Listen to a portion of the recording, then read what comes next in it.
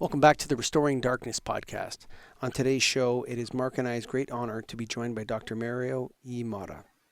Dr. Motta had been in practice at North Shore Medical Center in Salem, Massachusetts since 1983, recently retiring in 2022. He's a graduate of Boston College with a BS in Physics and Biology and of Tufts Medical School. He is board certified in internal medicine and cardiology and is a fellow of the American College of Cardiology and of the American Society of Nuclear Cardiology. He is an associate professor of medicine at Tufts University School of Medicine.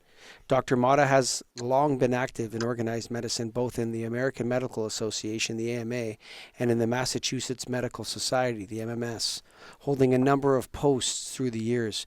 He is a past president of the MMS. He was elected and served 8 years on the AMA Council of Science and Public Health, and then was elected to the Board of Trustees of the AMA in 2018, recently completing his term.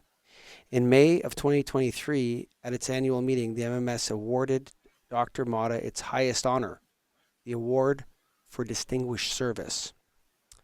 Dr. Motta has also had a lifelong interest in astronomy and has hand-built a number of telescopes and observatories through the years to do astronomical research, including his entirely homemade 32-inch f6 relay telescope located in Gloucester, Massachusetts. He has been awarded several national awards in astronomy, including the Las Cumbres Award for the Astronomical Society of the Pacific in 2003, and also the Walter Scott Houston Award from the Northeast section of the Astronomical League, and in 2017, the Henry Olcott Award from the American Association of Variable Star Observatories, the AAVSO. He has also served as president of the ATMs of Boston and has served as a council member of the AAVSO and is a past president as well.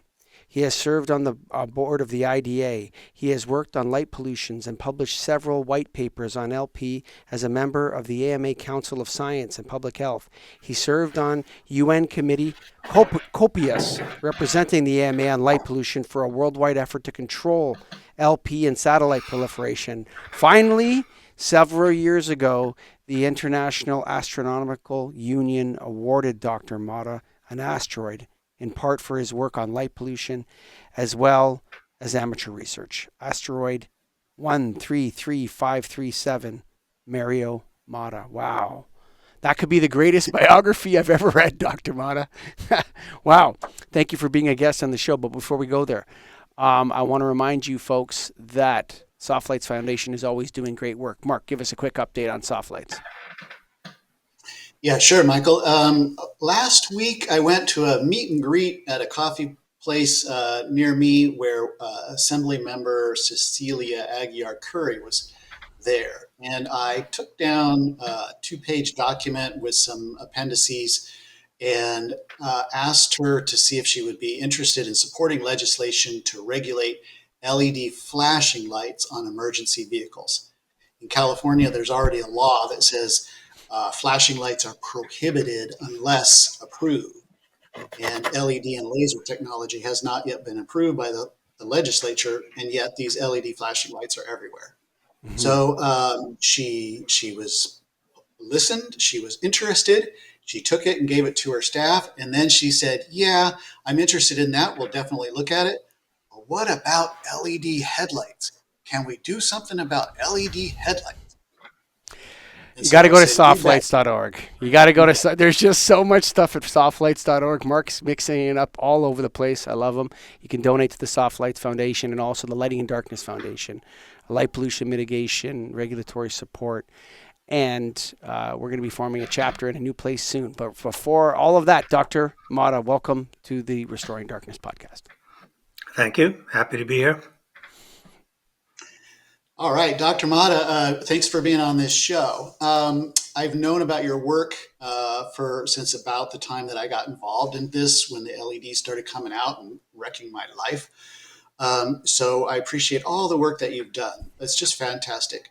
So I thought maybe I could just throw out, maybe if you could, there's so much to talk about what you've accomplished in your life and things, but for my interest here would be how you and Dr. Stevens kind of discovered this issues with the impacts of blue light You then convinced the American Medical Association to put out papers in 2012 and 2016.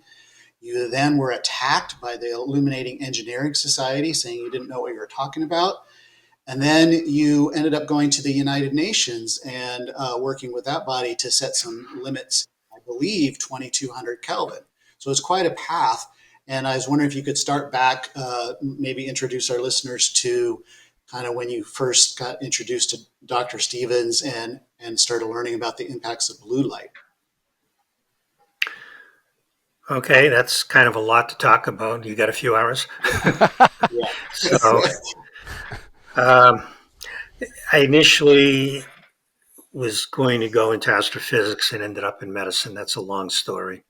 But I've always had an interest in astronomy. And after I got my degrees, I decided to start building larger telescopes. And that's how I originally got interested in light pollution. It had nothing to do with health issues originally. It's because I don't like light pollution for a view of the sky. Around 1990, I met Richard Stevens, kind of offhand, and I have to give him all the credit. He's the one that he was an epidemiologist at University of Connecticut.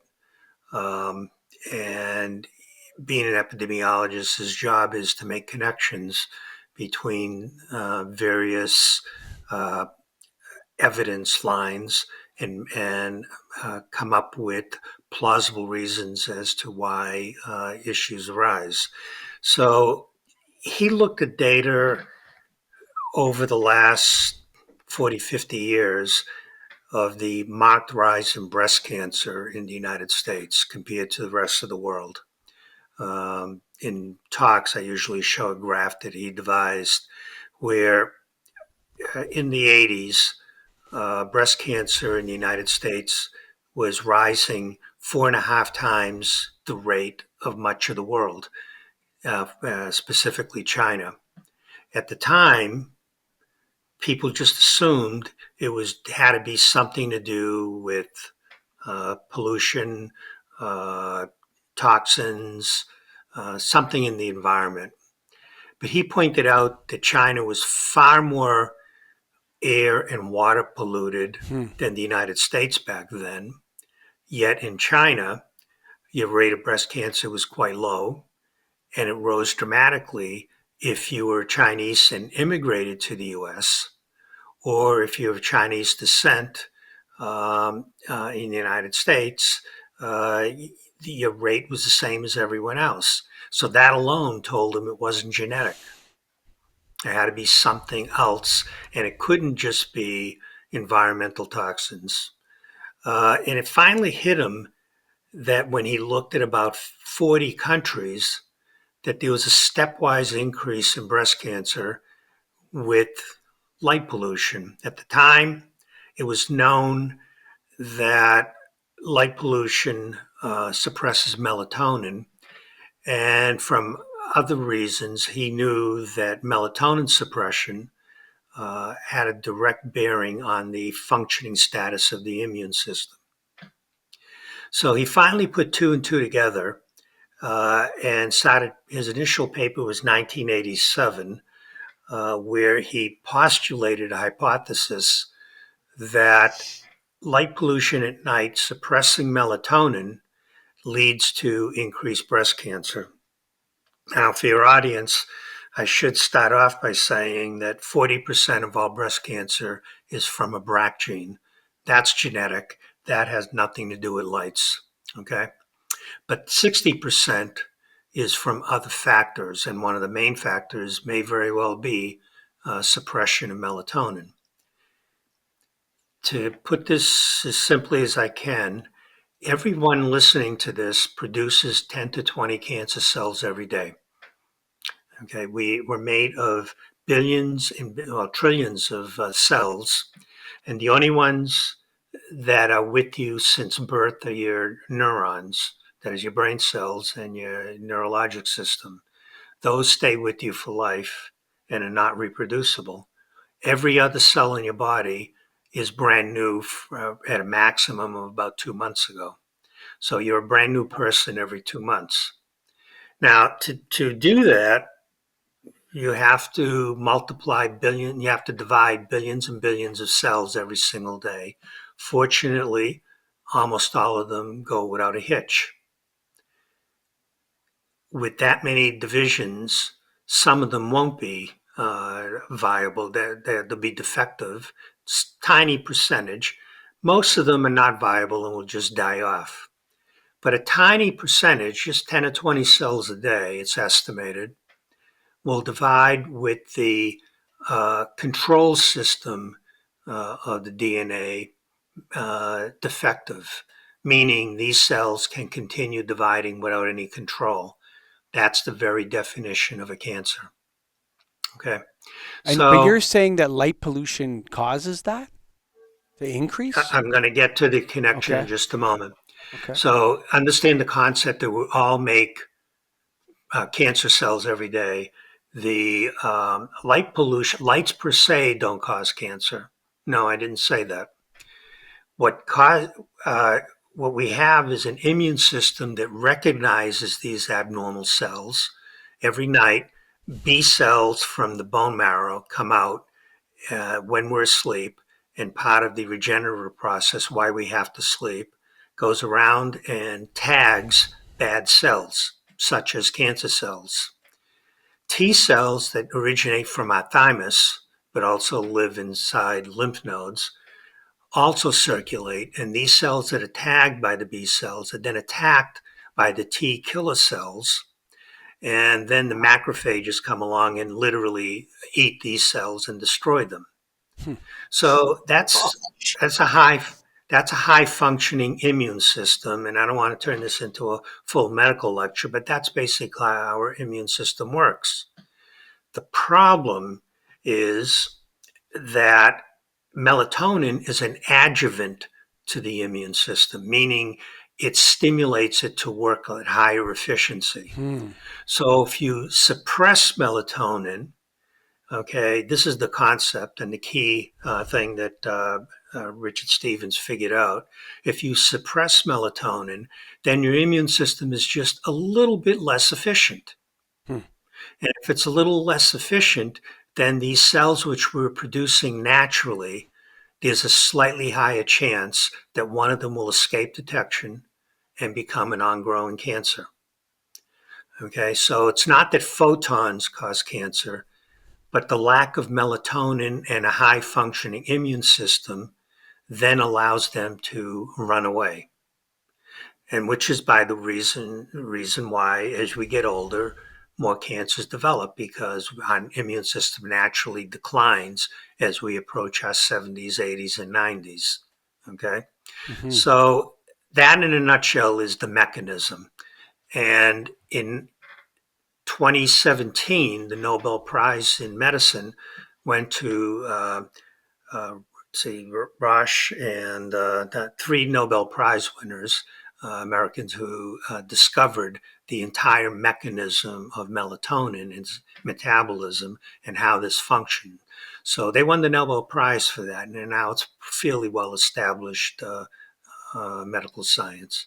So I hope that answers your question. It's kind of a long-winded answer, but it's really a long That's process okay. to explain that. I totally understand what you've said from the explanation level, not what's behind it, but I totally get your explanation. But is it fair to say that light pollution is a toxin that reduces human melatonin production, thus, Toxin to or me what's the means right word to something that, call it? Yeah, what is the right word to describe yeah, it? The I would call it a suppressant. suppressant. It suppresses melatonin. There is a light receptive cell in our retina called the RPG receptor. We all know, most people know about the red, green, and blue receptors and the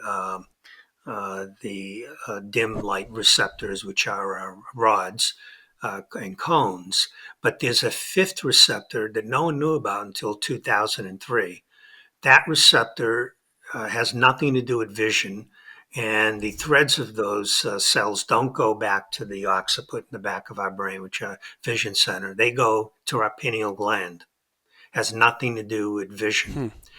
And that peaks at 479 nanometers, which is basically the color of a bright blue sky. Okay. And recent research has shown that blue with 10 nanometers of either side of that 479 nanometers, that particular color blue will suppress, sole purpose of that receptor is to suppress melatonin. Hmm. So if you evolved in a world where there were no lights, you lived in a cave or a hut, you the sun rose, the sky is blue, hits your eye, that does two things. It stimulates the reticulum system to the limbic system to wake you up, and it immediately suppresses melatonin. So during the daytime, you make very little, if any, melatonin. And then at night, the exact opposite happens. The sun sets, the blue goes away, melatonin starts to rise, and the melatonin makes you sleepy and stimulates the immune system to get to work to do its repair job.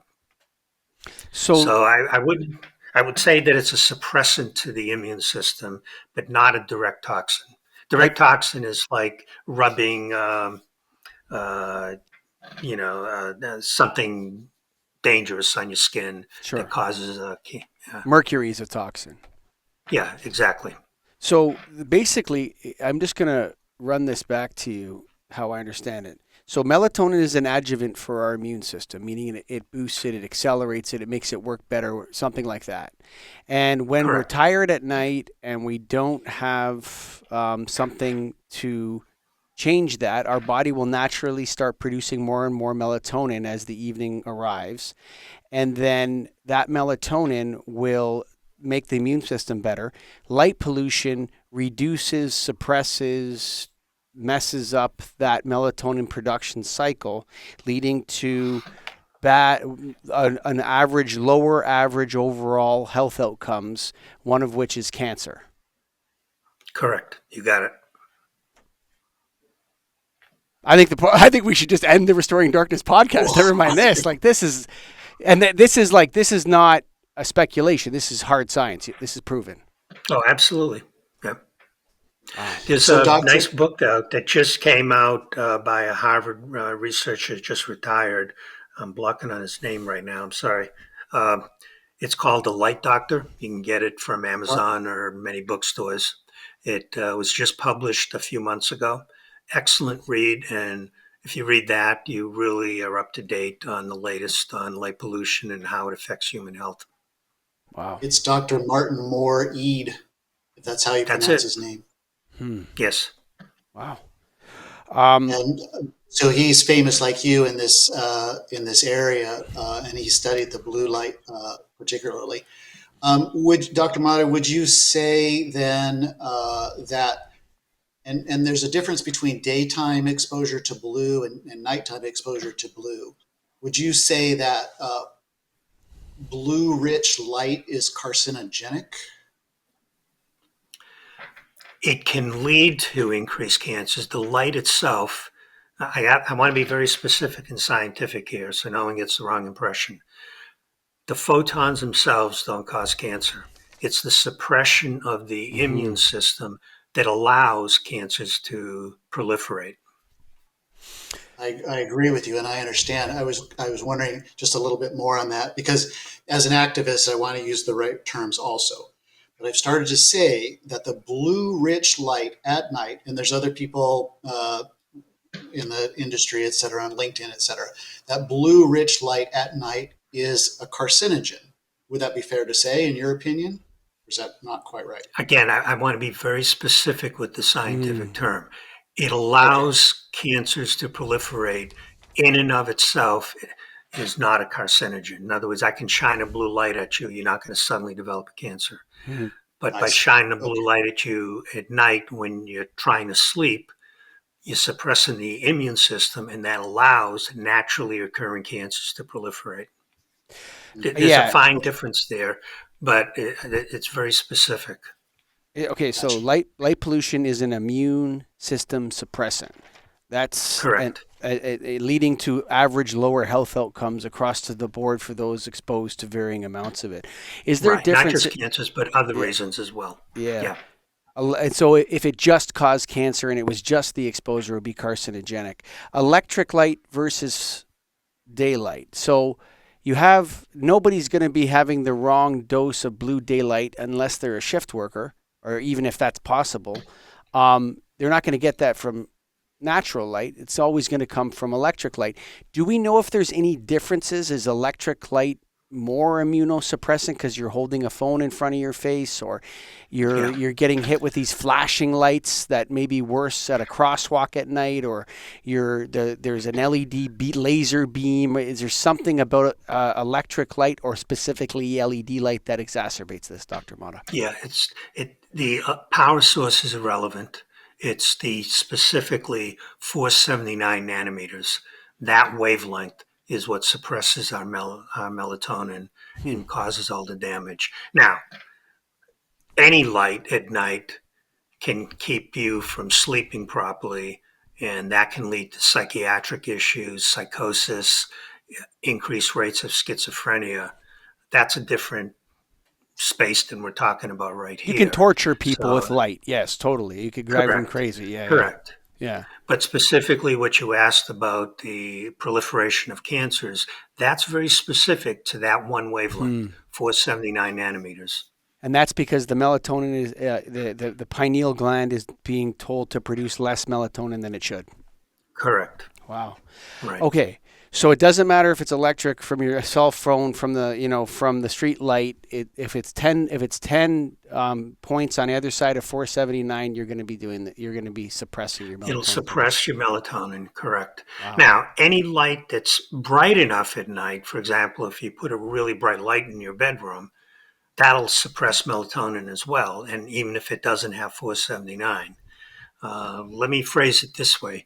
479 nanometers is 10 times more effective at suppressing melatonin than orange, green, or red light. And what about these glasses that people wear? I don't know if you have seen this phenomenon. Yeah. Where people are wearing these amber tinted glasses in the evening. Is it? Right. Do you know if this is effective or not, or is it a gimmick? Yeah, it stops the blue light, and they can work, but I would ask the entire country, isn't it kind of insane that we're putting up lights that we need to wear sunglasses at night in order to function? It's so true. That's so true. Yes. Yes. Now, my response is engineers, do your job and don't produce lights that cause damage. Yeah. I've been saying that I host a lot of lighting podcasts, and I have people coming on the show all the time telling me they got light fixtures that are going to improve human health outcomes. And my response is always, why don't we stop the damage first? Why don't we make lights that don't hurt people, check that box off, and then we can maybe move on to positive health outcomes. Yeah. I'll give you one example. In Quebec, to save an observatory, Sherbrooke, Quebec, they came up with amber LED lights. Let me rephrase this. All white lights, there's no such thing as a white light LED. That don't exist. There's a blue light, which in 2013, the developer that got a Nobel Prize for producing a blue Suji LED. Nakamura. Yeah, Suji Nakamura. That's correct. Yeah. That is correct. And what they do is they take a blue LED, coat it with phosphors, and then the phosphors absorb the high energy blue and re-radiate it a more useful red, green, orange that we use. But the problem is, at least the initial ones, and anything above 3000 K, too much blue leaks through. And at 4000 K, 30-something% of the light is in that blue range. And those are deadly.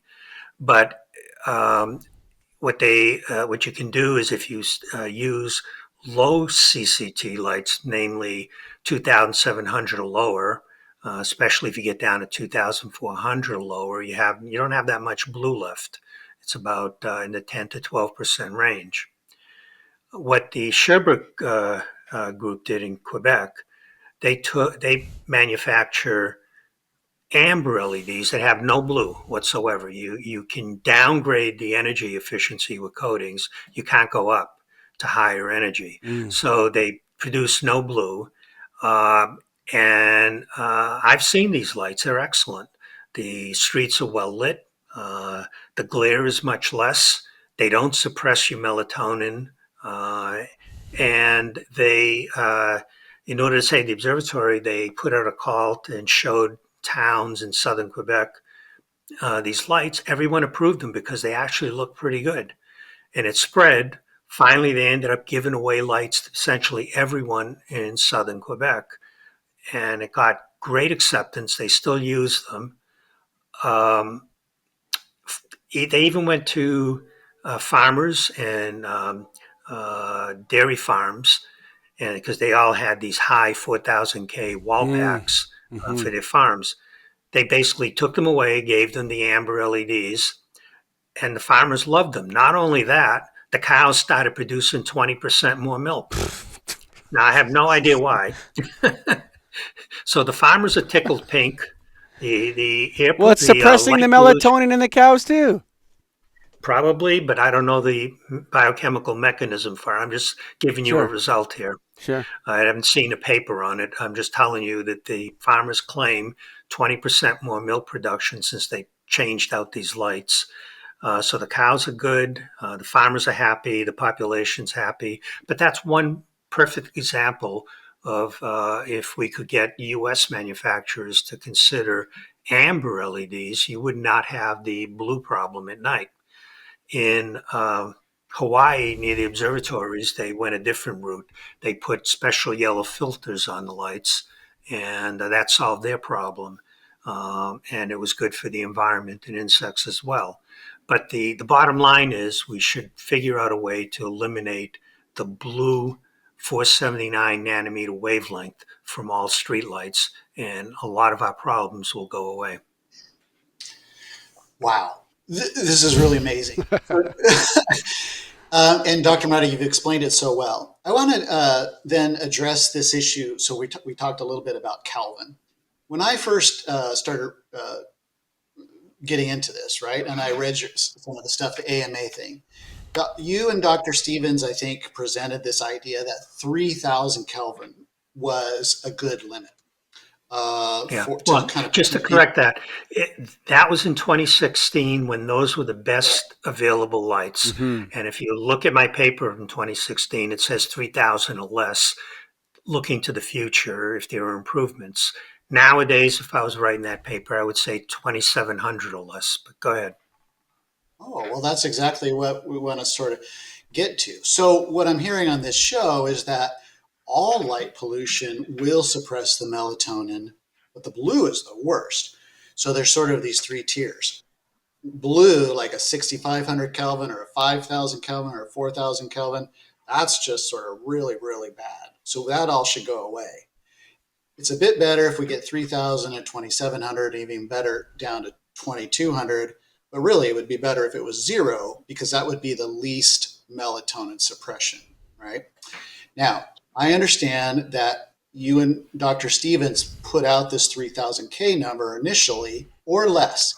Nobody listened to the or less. In my activism work, it's 3,000 exact, right? Unfortunately, the lighting companies took 3,000K as a lower limit instead of the higher limit, which it's explicitly stated as. Right. They didn't understand the symbol. It's less than, people. So, but as you've learned and got wiser and new information came in, you went to the United Nations and you met with that Dark Sky International and some other all kinds of organizations. And is it true that the United Nations then adopted 2,200 Kelvin as the upper limit for outdoor lighting? Is that what happened? No, they were still bandying around a number, and I'm not sure that they still agreed, but it's somewhere around 2,700 is what they thought the maximum limit would be. That's in the 297-page paper. Okay. All right. Dark and quiet skies. Yeah, that's the one I thought. Okay, I'm going to go double check Yeah. that. I thought it was 2200 Kelvin. Um, 27 for me, 2700 Kelvin is comfortable. For me, whatever how my makeup is with a person with some mild autism, that blue spike starts to make me agitated. So Yeah. To be 3000 is specific. just, go Yeah, ahead. I agree. 2700 is about 15% blue. And Okay. the paper said is that should be the maximum. But they did state that anything lower would be acceptable and in many cases preferable for the environmental damage they cause. And that 2200 is in the paper, but it wasn't listed as the maximum. 2700 is the maximum. You Okay. want to know interesting point from a lighting practitioner when it comes to this kind of thing.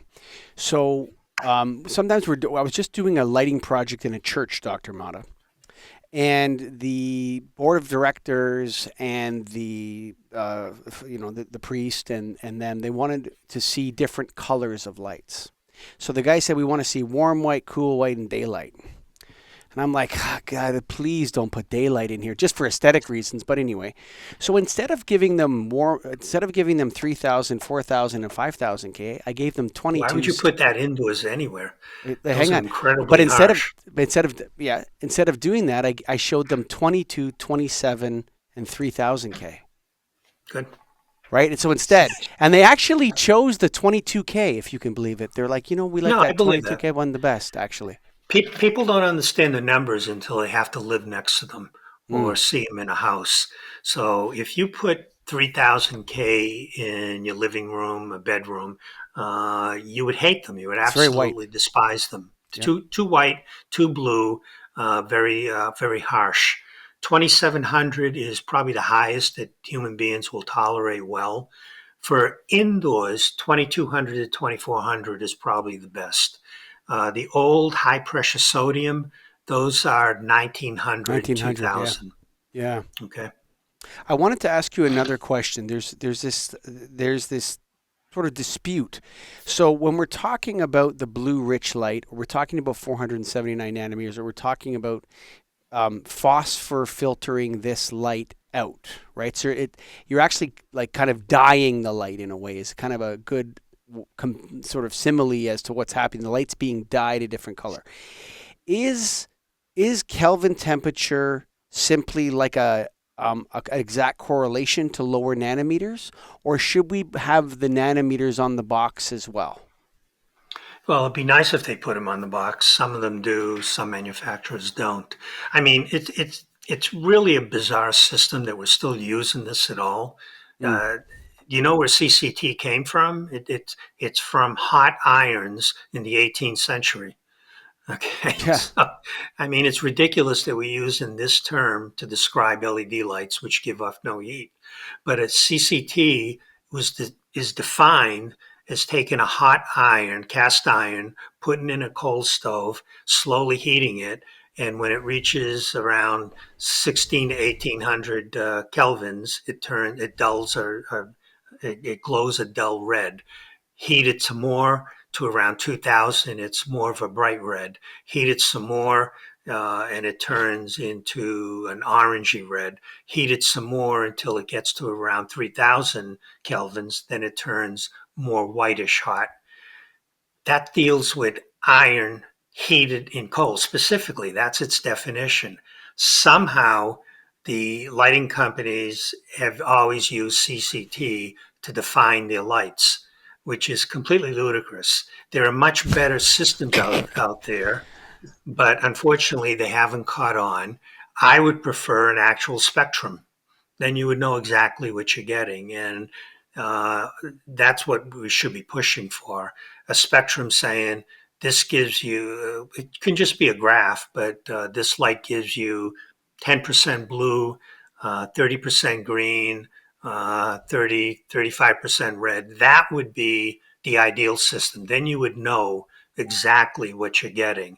Instead, we have a CCT, which can be, quite frankly, fudged.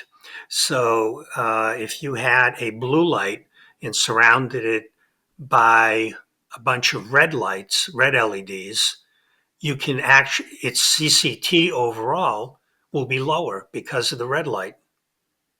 Okay, but you're still getting the exact same amount of blue from the. Wow. All Yes, I've right, heard so that the light can appear warm white, but you're still being right. dosed with blue. Oh, wow. Exactly. That's why the best system would be to actually define what the emission is. But we don't have that system. So we're kind of stuck with what you're being given for a definition. So, and that's why there's always a range. So 2700K in general has 15 to 16% blue. But depending on the manufacturer, it could be as low as 13 or 14% or as high as 20% because it depends on the way it's manufactured. And who So, does the testing? You know, Mark and I have been arguing on this show, or kind of putting forward a point that the lighting industry doesn't even know how to measure light. We don't even have the right correct. metrics. And Right. that's what Mark's been saying at the Soft Lights Foundation. He's talking about what is it? Luminance is a key metric Luminance and that's radiance. Yeah. are not being measured by the lighting industry. And we're using, now I find out, we're not even using, CRI from the 1920s.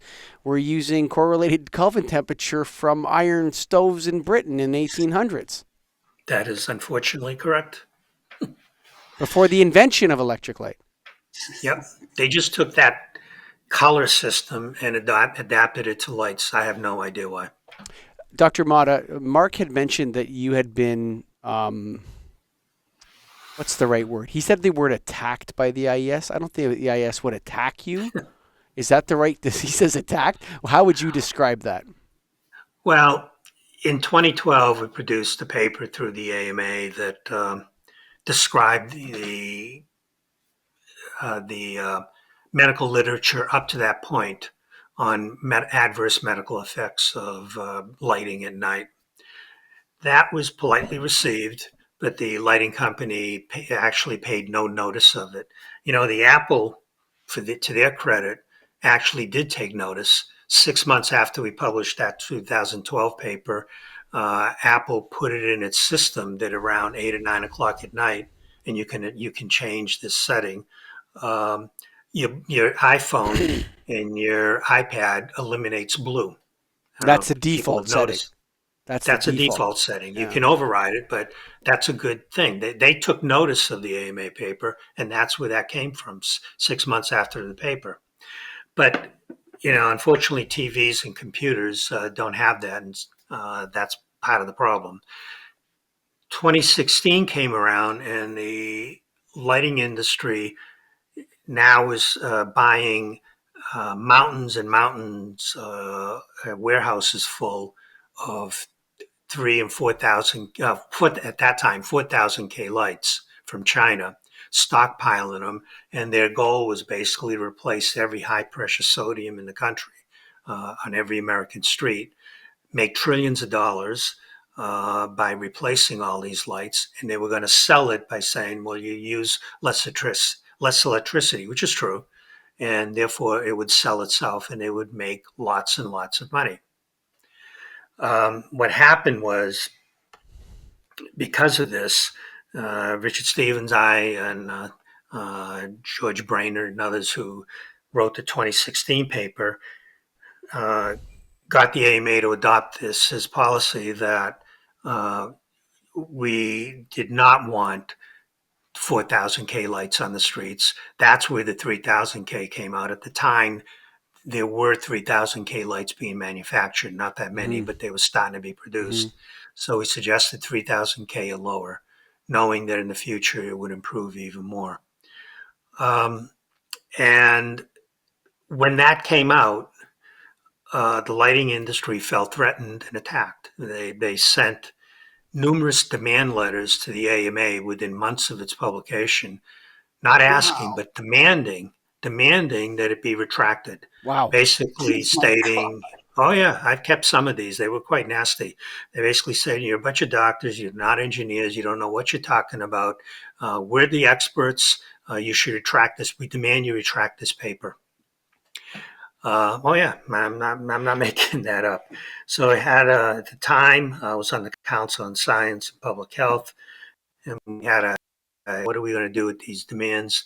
So finally, we came up with this plan. We said, we've presented 2016 paper had over 100 peer-reviewed articles on it explaining the science.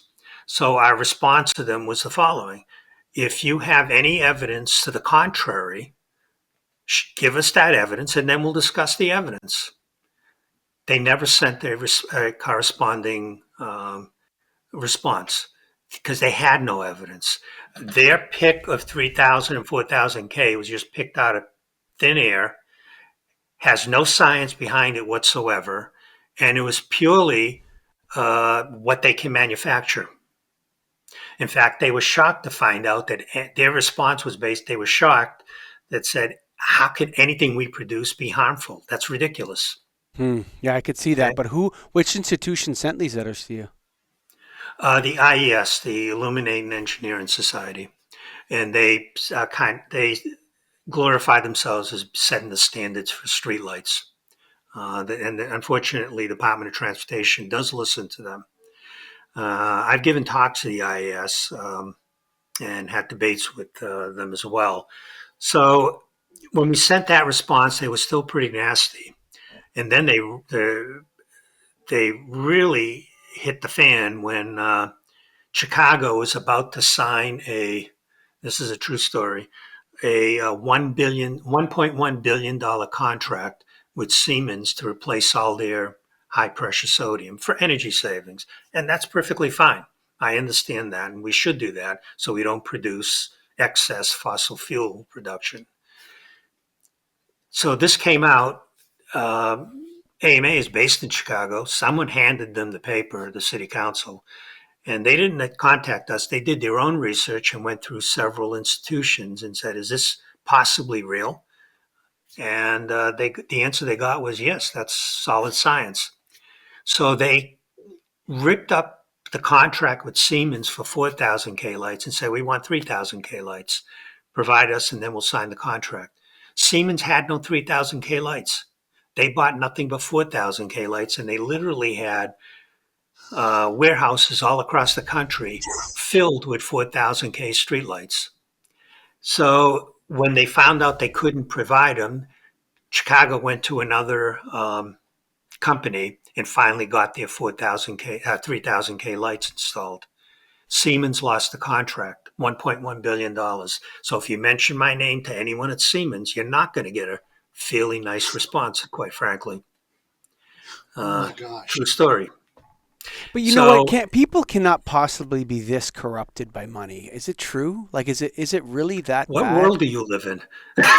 I don't live in the United States. You know, I'll tell you, maybe, I live in Canada, but I can't imagine that people are like, I know the people at the IES, and there are many good people at the IES, but the people in charge. Can you tell me who signed the letter? No, I won't go. I don't want to name names, but because one of those people actually has done a complete 180, and now is accepting. In fact, starting in 2022, the latest IES manual in 2022 basically parrots the AMA in 2016. So they've done a complete 180, and the IES now says the right things, but many of the companies don't follow that, and they still try to sell 4,000 K lights. So they're markedly improved. And the problem is a lot of the lighting engineers, they graduate, they buy their manual from 2006, 2008 that says 4,000 K is the way to go. They never update their manual. You buy it once, it costs several hundred, I think $400 or $500. And that's what they use the rest of their life. So whenever I'm in a meeting where someone says, but my manual says 4,000 K is fine, and we're the roads committee, I says, well, update to 2022 that says you're completely wrong, because the IAS now says it should be at a minimum 3,000 K or below. At a maximum, 3,000 K. Yeah. Dr. Motta, did anyone apologize to you? No. They quietly changed. And that's okay. I'm happy with that. You know what? That makes you the bigger person and the person with integrity to you want the result. You don't want the Well, we I'm don't not need the making any rest. money off this, so I Yeah. have no monetary stake in it. I just want the right science to be followed. What's shocked me, and over I found that in somehow in the last 10 years of my life that people talk about business corruption. I think there's more corruption in our institutions than there is in our businesses. It seems like there's a lot of this kind of bullying on behalf of money, on behalf using these our institutions to smash and push people to the side that are inconvenient, that are exposing inconvenient things, rather than actually, being interested and curious about lighting engineering in this case. Like the IES should automatically turn to that paper and go, "Whoa, hang on a second here. We're an institution. We're a charity, or we're a 501c6 or a 501c3. Our job is to know this." Instead, they're being used as like a sledgehammer by other money-making stakeholders to bash you out of the way. This Motta guy's causing trouble with my contract. Take him out. This is Machiavellian. Well, what can I say? When there are monetary interests, that happens in medicine as well. And in the insurance industry and many other places, monetary interests will skew your best intentions. I don't want to cast aspersions. I'll just say the EIS was clearly on the wrong side in 2016. They've had a complete change of heart, and at least they're saying the right things now, but many of their practitioners work for lighting companies and are IES members, and some of them still don't say the right thing. Many of them do. Many of them are academicians, and at least the leadership has changed, and their latest manual is pushing for much better lights. I still think they're still push. We should go to LED lights for the energy efficiency, but they got to be the right lights. They shouldn't produce blue, and they shouldn't cause damage to the environment, to humans, to our retina, and our sleep environment. Whew. Dr. Motta, do you have any final thoughts for the blown minds of the Restoring Darkness listeners? Well, it just would be good if, the science is there. I think no matter what industry you're in, if scientific proof comes out that something you're doing is harmful. This came as a complete shock to the lighting industry in 2016. Mm-hmm. It wasn't on their radar at all. They hadn't the slightest, foggiest idea that something they're producing can harm people, can harm the environment, and cause great damage. So, yes, I wish that they embraced it, like you said, but that involves changing manufacturing techniques, going to a completely new manufacturing process. People are naturally resistant to that. But the So I think IES doesn't represent lighting manufacturers. That's not their job. all their members, many of their Yes, members work for lighting companies. yes, but this is a nonprofit organization That is correct. that is not. But That's again, yeah. they have a wide diversity. Some are lighting engineers on private practice. Others work for academic institutions. Others literally work for the lighting companies that pay their salary. So, what can I say? That can sometimes skew what you say. Wow. Dr. Motta, I am going to give out your website here. Mario Motta MD. That's MARIOMOTTAMD.com. MarioMotta.com. And thank you for coming on the show today. And I really appreciate your frankness and willingness to just speak it, tell it like it is. To the listeners, to the listeners out Thank there. you. I'm hopeful for the future. I think now that the science is out there and it's gradually getting acceptance, I think we can get to a better place. Let me just leave these words. One, push for low LED, low blue or no blue, even better. Okay, and that means 2,700 or lower. Indoors, 2,200 to 2,400. Make sure the light is shielded so it doesn't go into your bedroom. Okay, all these LED lights should be shielded, and that's good for driving because if you have glare in your eye, you don't drive comfortably at all. And if we do that kind of a system, and especially if we develop filters that block 479, even if there's the rest of the blue, according to the latest research, we would live in a healthier place. It would be much better for the environment, because it's not just humans that are affected. Every mammal on Earth is affected. Insects are affected. Trees are affected. And that leads to extreme environmental damage, and we're damaging our food supply because insects are the pollinators that produce food for us.